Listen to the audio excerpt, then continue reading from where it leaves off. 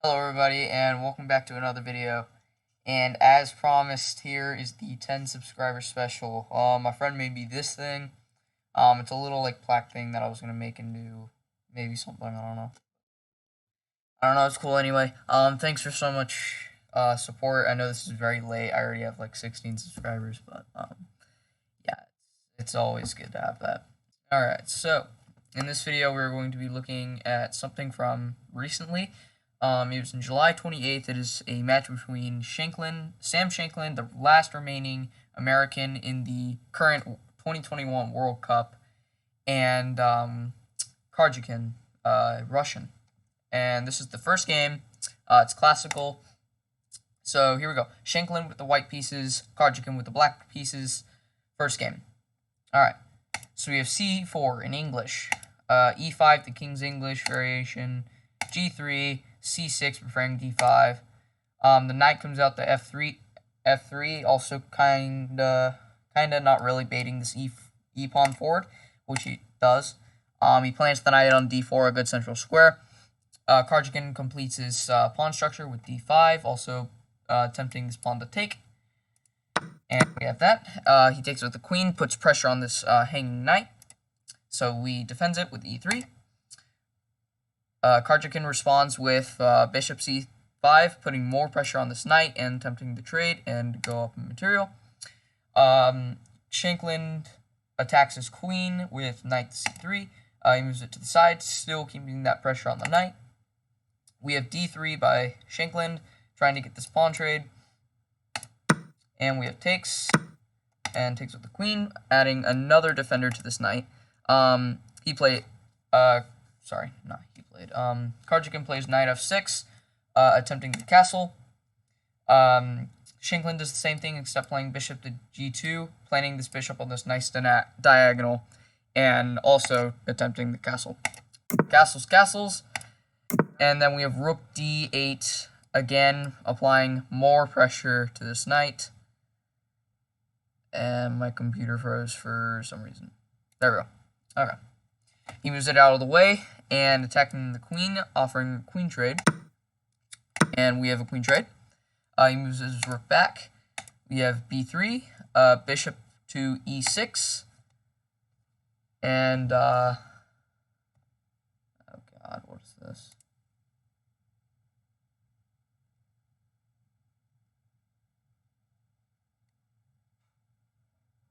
I have no clue what that is. It's annoying. Okay. So by now we're on move 14. Let us keep going. We have bishop to b2, putting the bishop on a nice diagonal. Knight a6, attempting to get the knight out. It's kind of in a bad place.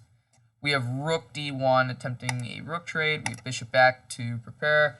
Knight to e2, planning to reroute it to the king side.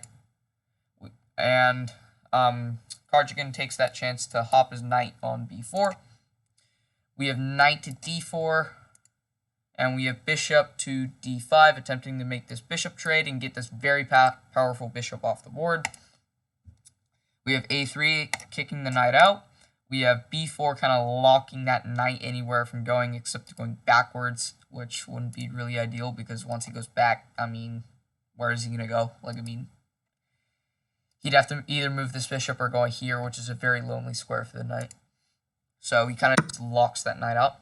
We have a bishop trade, and then we have c5, attempting to get this knight out of where it is. And so he goes knight f4, knight f5, again, making it to the king side and attempting to trade this knight for the bishop, which would result in a bishop and knight rather than a knight pair, which would probably be winning for white. He backs that bishop up because he doesn't want to make that trade. And we have b5 attacking the knight. The knight retreats. We have a4 and knight to d5, hopping that knight in the middle. We have knight back to c4. We have g6, which I'm not really a big fan of that move. Now, your king is basically cut off, and it ruins this pawn structure. And, it wouldn't be as bad. We'll have to see, because if he goes knight back here, then he could like complete his pawn structure and start moving these pawns in we're in the endgame, but he kind of needs to get these pawns rolling if he wants that pawn structure to stay consistent. The knight goes back to h4. He hops this knight back, attempting to make a knight trade. First, Shankland actually rook trades, then knight trades, and then now we have knight to f3. And then we have rook to a8, attempting to grab this pawn on a4, because it's endgames, you're trying to capture pawns. Bishop to e5, attacking the knight. Knight goes back. And we have rook to a1, defending the a4 pawn. f6, bishop back.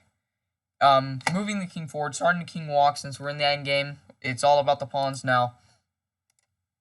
Knight to d2, bishop to d6. And we have king to f1, trying to bring this king over, trying to bring his king up to e2, e3, and start rolling these pawns. We have king to e6, king to e2, h5, king to d3, like I said, starting to get that king out and start rolling those pawns. Bishop to c7, and we have f4. Then we have knight to d6, trying to get this knight into the game and not on the 8th rank, and maybe even getting this rook over to the king's side and having some attack over there. e4, and we have f5, the first mistake of the game. Karjakin, actually, the proper move, instead of f5, would have been g5, breaking here instead of here, because this is a passed pawn, and if you break here, then this is kind of isolated. This pawn has basically no protection and is not linked to any of these pawns. These pawns cannot help this pawn in any way, and that pawn is basically on its own. So that would have been the proper break, except he tries to get rid of that isolated pawn. And instead he pushes, attacking the knight. We have knight to f7, and then we have king to c4, king to e7, and now we have knight to f1, and an inaccuracy by Karjakin. King to d8 kind of just takes the knight out of the game. Kind of not a good move, because if he could play king to d5 and lock out the knight completely, and that would be absolutely savage. And so the proper move, actually, instead of knight to d8, would have been king to e6. King to e6 prevents the king from ever coming to this very special d5 square. And instead of doing that, he goes back to knight to d8. And then we have king to f3, e3, my bad. e3. We have knight back to its original position. We have a5, attempting to break this double pawn structure and have a pass pawn on the queen side to start hammering things down Karjakin's throat. And he trades the pawn, and now he attacks the bishop. And this is actually a mistake as well. The proper move actually would have been knight to d5, forking the king and the bishop, and then he could trade off. This very poor and unhelpful horse for this very important bishop, and we could have a bishop versus knight endgame.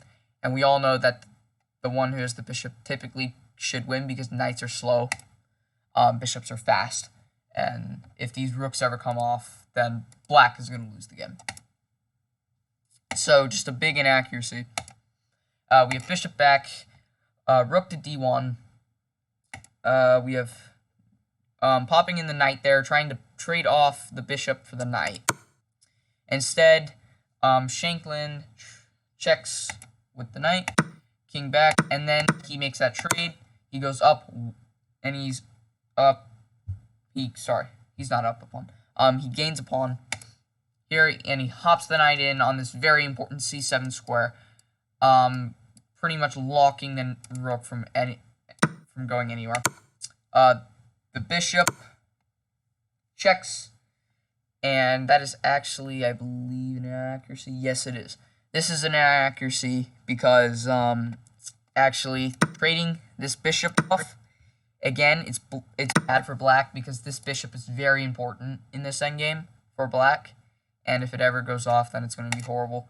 So Shankland gets what he wants, and he trades off that really bad knight for his really good bishop, and he checks the king. The king comes back. He takes the bishop, makes a rook trade, and now we're in a king and pawn endgame. And Shankland is equal in material. However, he does have this passed pawn, and it is about to become a queen. And if Karjakin doesn't do anything, then he can get in some really deep trouble. So king to d7, king to b5, takes. And now we have king to c6, trying to get that pawn rolling. King to b4. And we have king to b6, king to c6, king back to c6, king to d4. And we push the pawn, which is actually a blunder because now it loses to h3.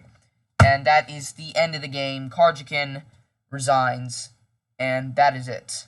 White is just 100% better. He's going to break with g4. He's going to cause absolute havoc. He's going to bring this king over, and he is just going to win this pawn endgame. And that is going to be the end for black. And yeah, so I hope you guys enjoyed this video. I really enjoyed having you all along this journey. Let's see if we can get to 100 subscribers soon. That would be great. And yeah, I would love to keep making this material. If you guys love it, then write it in the comment section below. I hope you guys have a wonderful day, and I will see you in the next video.